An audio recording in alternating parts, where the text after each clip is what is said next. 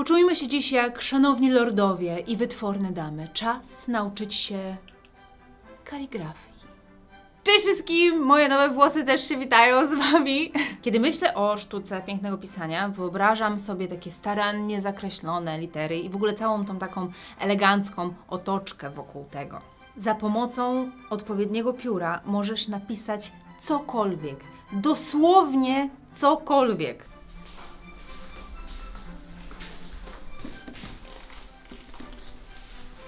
Drogi mężu, kup proszę papier toaletowy.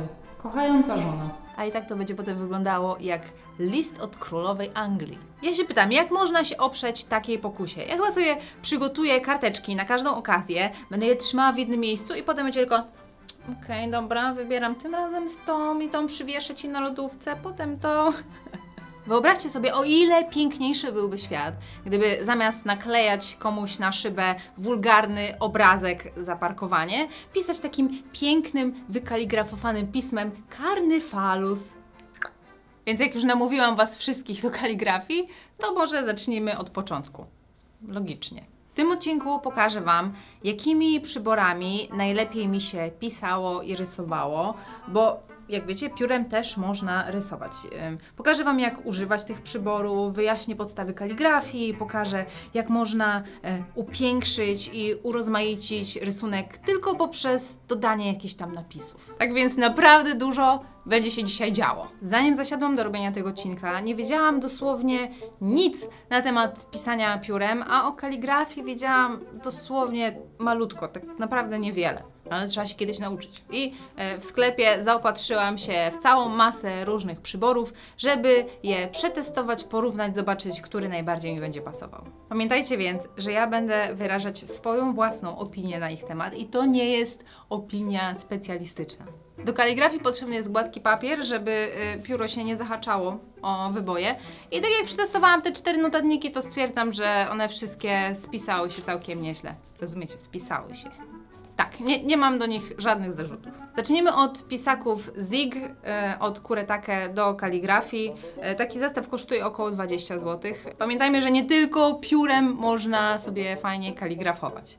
Więc mamy te pisaki. I one teoretycznie powinny być o wiele łatwiejsze niż korzystanie z pióra, natomiast już po chwili testowania zauważyłam, że one wcale nie są takie bezproblemowe. Przede wszystkim pisane nimi litery mają takie trochę poszarpane brzegi, przez co nie ma takiego uczucia lekkości, jak się patrzy na te litery. Próbowałam pisać i szybko, i wolno, i nic to nie pomagało, cały czas były te poszarpane brzegi. Jeżeli chcecie uzyskać taki efekt, no to spoko, ale mi to nie przypadło do gustu. Tutaj mamy taki tani zestaw z Winsor & Newton, który kosztuje około 100 zł.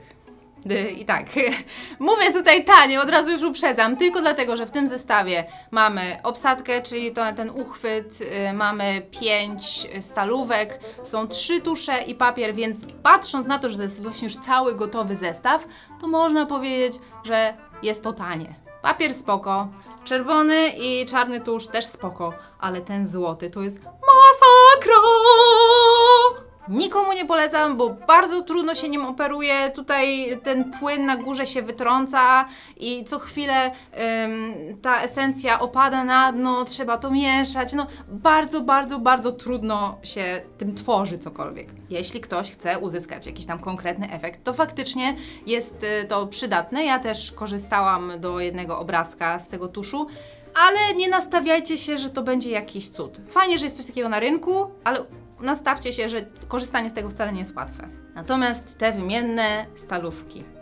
No, jak Yuki je przetestowała, to ona powiedziała, że nie, no spoko się nimi pisze. Tylko ja na przykład stwierdzam, że one w ogóle bardzo dużo nabierają tuszu, za dużo, plamią, no niewygodnie mi było, naprawdę bardzo niewygodnie. A te szerokie końcówki to już w ogóle jakieś wyzwanie, ja nie podołałam i nie mam pojęcia, jak można tym pisać bez jakiegoś takiego niekontrolowanego wylewu.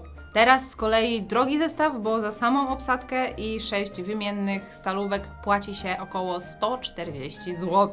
To jest zestaw do kaligrafii od firmy Brause. Nie wiem, jak się czyta. Brause. I jaka jest moja opinia? Słyszę anielskie śpiewy, bo ten zestaw jest genialny. Zakochałam się w nim bez pamięci i mam ochoty wyrzucić wszystkie moje cienkopisy i już zawsze do końca mojego życia rysować tylko i wyłącznie tym piórem. Stalówki są niesamowite, one piszą same. Dobra, może nie same, bez przesady, ale naprawdę robią dużą robotę, bardzo łatwo się z nich korzysta, nie nabierają za dużo tuszu i tak pięknie, cieniutko piszą.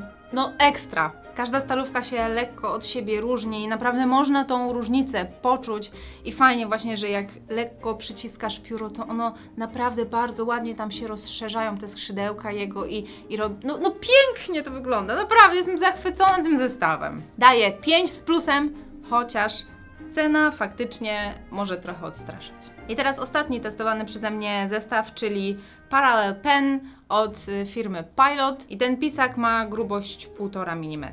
Kosztuje około 50 zł i daje mu wielki plus za zawartość, bo ma wszystko, czego potrzeba, łącznie z 2 tuszami i w ogóle świetną instrukcję, z której korzystałam też przy testowaniu pozostałych przyborów. W tej instrukcji macie wszystko świetnie opisane i na dodatek jest wzornik liter, który na pewno Wam pomoże, jak zaczynacie i nie wiecie, jak te litery powinny fajnie wyglądać. Też wielki plus za samą jakość tego pisaka, bo jest bardzo intuicyjny, łatwy w korzystaniu i dobrze pisał pod różnymi kątami, więc korzystanie z niego było naprawdę bardzo przyjemne.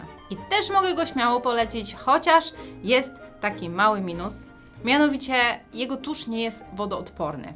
Na ten temat powiem więcej trochę w dalszej części, jak już będę rysować. Dla mnie to jest minus, ale generalnie sam produkt jest naprawdę świetny. I teraz wracając do pióra, obsadka to rączka, a stalówka to końcówka, co warto zapamiętać. I z tego, co się dowiedziałam, to stalówkę montuje się nie w środku kołnierza, tylko na jego krawędzi. I zobaczcie, jak wygląda bokiem zamontowana stalówka. Kiedy maczamy ją w tuszu, trzeba uważać, żeby nie zanurzyć jej zbyt głęboko, bo nie chcemy nabrać na nią zbyt dużo tuszu. No i już po zamoczeniu ja usuwam nadmiar, ocierając stalówkę o szyjkę kałamarza, tej takiej buteleczki z tuszem. Ważne jest, żeby dokładnie wytrzeć stalówkę, kiedy już skończycie z niej korzystać lub kiedy korzystacie z niej dłużej, bo tusz może się zaschnąć i nie będzie dobrze spływał, albo na przykład czubek może się zapchać drobinkami papieru, przez co pisane linie nie będą już takie cienkie. To, pod jakim kątem trzymamy pióro, jest ważne i od tego zależy, czy pisane linie będą cienkie, czy będą grubsze i czy będą tak fajnie sobie swobodnie płynąć, można tak powiedzieć. To akurat trzeba wyczuć i nie bójcie się próbować na różne sposoby, żeby odnaleźć ten prawidłowy. W samej kaligrafii najważniejsze jest to, żeby litery były równej wielkości i miały równe odstępy między sobą. I są różne style liter, ale główna zasada jest taka, że kiedy pociągasz piórem w górę, to stalówka ma lekko dotykać papieru, a kiedy robisz linię w dół, wtedy lekko dociskasz, żeby linia była grubsza. I trzeba uważać, żeby nacisk nie był za duży. Kaligrafia to nie jest coś, czego próbujesz raz i od razu umiesz. Wprawa wymaga ćwiczeń, ale kiedy już zacznie wychodzić, to jest naprawdę satysfakcjonujące. Pięknie napisane litery mogą służyć nie tylko do przekazania jakiejś wiadomości, ale też do uzupełnienia, upiększenia rysunku, jako taka dekoracja. I taki zabieg najczęściej jest stosowany w komiksach albo na plakatach. Pierwsza opcja, jaką Wam zaprezentuję, to napis jako uzupełnienie. Czyli mamy sobie obrazek, który sam w sobie po prostu jest obrazkiem, ale mamy też napis, który jest obok. Mogłoby go nie być i ten obrazek dalej by wyglądał spoko, ale dzięki temu, że ten napis jest, to nadaje kontekst postaci. Ona jest nagle ciekawsza. Widać w niej coś, że ona ma coś do powiedzenia, prawda? Połączyłam tutaj takie duże, masywne litery z cieńszymi, takimi delikatnymi, eleganckimi literami i jeszcze dodałam napis, który rysuje tak, jakby każda litera była cukierkiem. Fajnie zaprojektowany napis już sam w sobie jest naprawdę super grafiką, dlatego dobrze jest w ogóle obserwować, jak to robią inni i też samemu ćwiczyć sobie na różne sposoby.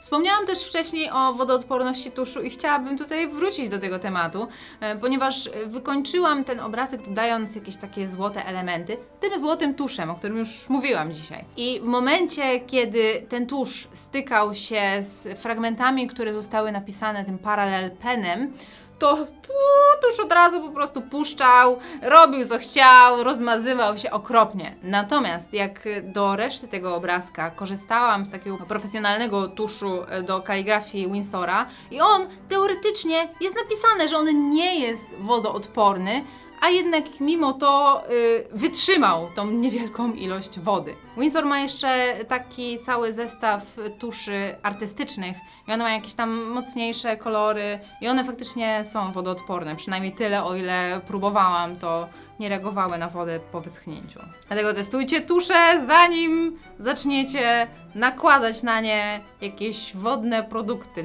wiecie, na bazie wody.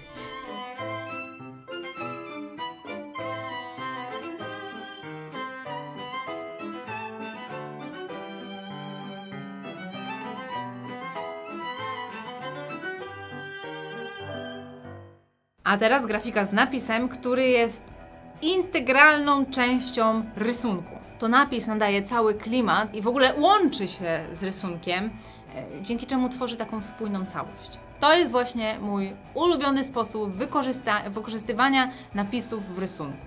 Można tutaj naprawdę zaszaleć, bawić się z formą, eksperymentować i też fajnie jest zniekształcać litery na potrzeby danego obrazka.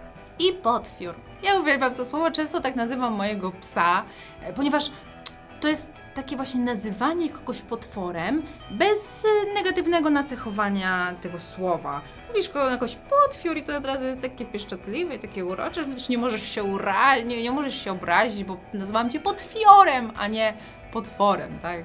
To jest tak naprawdę mój pierwszy raz, kiedy ja rysuję piórem i jestem naprawdę bardzo mile zaskoczona tym, jak to wychodzi.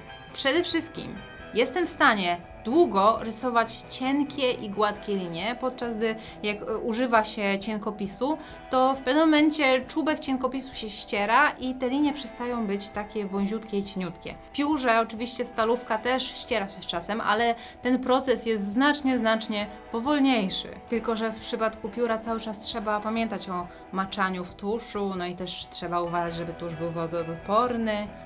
Więc co wybrać? Jak żyć? Tak czy siak, tworzenie tego obrazka było dla mnie naprawdę niezwykle przyjemne i myślę, że od tej pory będę naprawdę często korzystać z pióra przy robieniu line artu. A przynajmniej będę korzystać do tego momentu, aż któregoś razu mi się tusz wyleje na cały obrazek i zepsuje mi wszystko. Tak, i póki pamiętam, żeby Wam o tym wspomnieć i tak przekazać, żebyście zapamiętali. Myślę, że naprawdę ważne jest, aby przy każdym moczeniu pióra w tuszu, żeby wycierać tą końcówkę o szyjkę butelki i też, żeby zawsze mieć pod ręką jakąś chusteczkę, żeby to pióro wytrzeć. I też polecam bardzo mieć w pobliżu jakiś kubeczek z wodą, bo też fajnie jest raz na jakiś czas przeczyścić stalówkę w wodzie, wytrzeć i wtedy jest cudownie.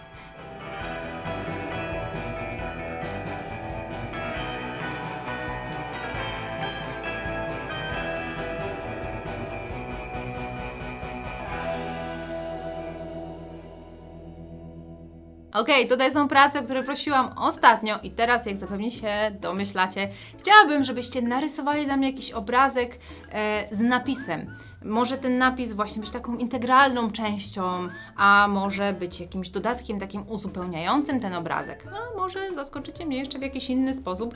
Kto wie, jestem bardzo otwarta na Wasze pomysły, na Waszą kreatywność. Pamiętajcie, że nie musicie tego rysować piórem. No i te obrazki wysyłajcie na olsikowa@gmail.com. Nie zapomnijcie się podpisać, a my widzimy się za tydzień w czwartek o 17:45. Trzymajcie się i pa!